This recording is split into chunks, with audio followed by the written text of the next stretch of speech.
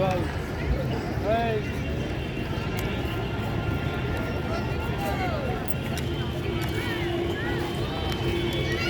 এটাই করো? হ্যাঁ, এই করেই রোজগার? হ্যাঁ, এই করেই রোজগার। এই ভিক্টোরিয়ার সামনেই থাকো? না, আমি থাকি এক্সাইড 1 নম্বরের কাছে। না না, মানে এই এখানেই করো কাজটা? কাজ এখানেই করি। বর্ষার দিনে কি হয় তখন তো করতে পারো না? বুঝতে পারি না। যখন বর্ষা হয় বর্ষাকালে তখন তো এগুলো আঁকতে পারো না, তখন তো ভেজা। তখন বানাই না। তখন খাও কি?